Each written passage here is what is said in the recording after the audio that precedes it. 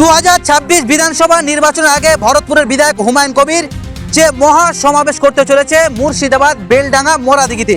আর আজকের এই সমাবেশে 10 লক্ষ মানুষের জমায়েত হবে এমনই মন্তব্য করছেন তিনি।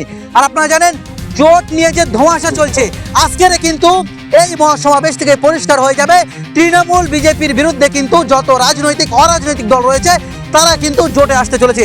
আপনারা জানেন ইন্ডিয়ান সেকুলার ফ্রন্টের চেয়ারম্যান নওশাদ সিদ্দিকী এবং ভরতপুরের বিধায়ক অর্থাৎ জেপি জনতা উন্নয়ন পার্টির চেয়ারম্যান হুমায়ুন কবির সহ যত দল রয়েছে তারাই কিন্তু জোটে আসতে চলেছে। আর এই মুহূর্তে হুমায়ুন কবির তিনি কি বলছেন, হুমায়ুন কবির তিনি মন্তব্য করছেন 2026 বিধানসভা নির্বাচনের পরে কিন্তু তৃণমূল অর্থাৎ বিজেপি বাংলা থেকে ক্ষমতাচ্যুত করবো আমরা, এমনই মন্তব্য করছেন। আর এই মুহূর্তে তিনি কি বলছেন শোনাবো আপনাদেরকে।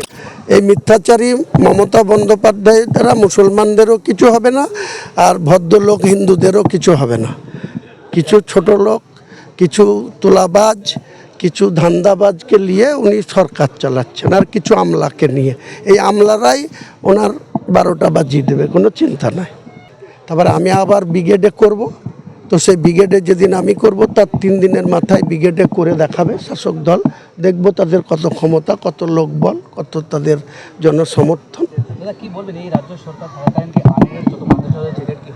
কিচ্ছু হবে না। বর্তমান যে নির্বাচিত সরকারটা আছে, যে সরকারের মুখ্যমন্ত্রী মাননীয় মমতা ব্যানার্জি, সেই সরকারের যে সমস্ত সাধারণ মানুষের জন্য যে সমস্ত কাজ বা তেনার যে পরিকল্পনা, তেনার যে বেনিফিশিয়ারির সুবিধা দেওয়া, সেগুলো মোটামুটি ঠিকই ছিল।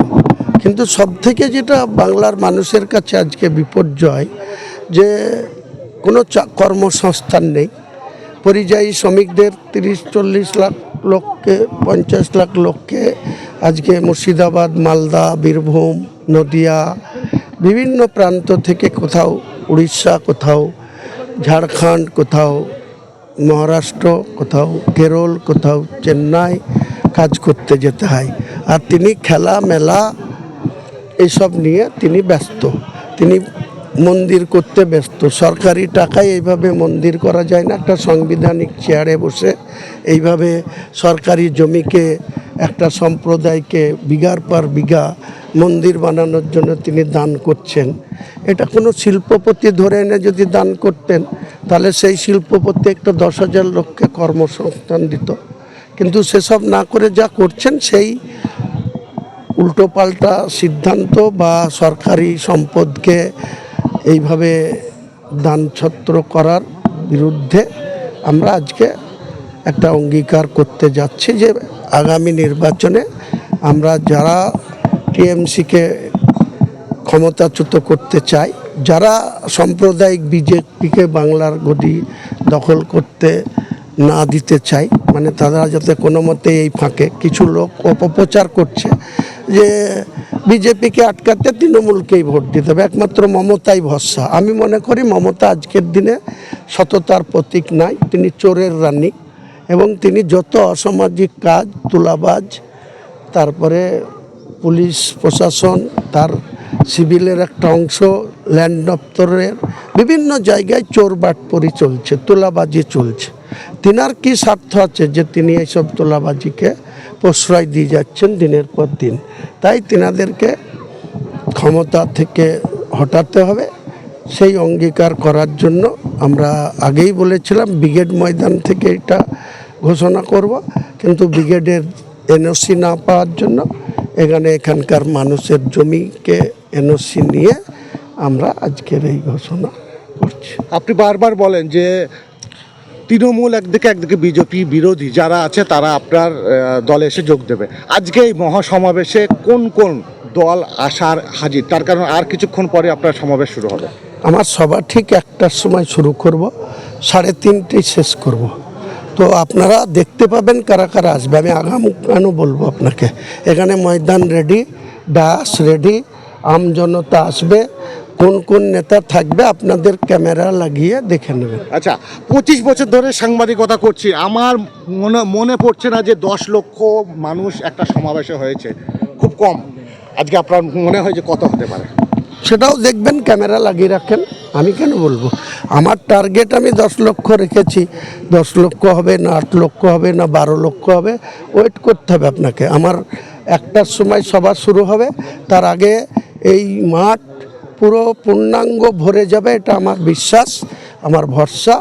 আজকের দিনে বাংলায় শাসক দলের ক্ষমতা নাই এরকম একটা জমায়েত করার, আমি চ্যালেঞ্জ করে বলছি। বিরোধীদের তো কারোরই নেই, শাসক দলের ক্ষমতা নেই এরকম একটা র্যালি করা বা এরকম একটা জমায়েত করা বা এরকম একটা মিটিং করা। যদি ক্ষমতা থাকে মুর্শিদাবাদের মাটিতে, এখন তো আর হবে না, ফেব্রুয়ারি মাসটা যাক, তারপরে পবিত্র রমজানটা যাক, তারপরে আমি আবার ব্রিগেডে করব।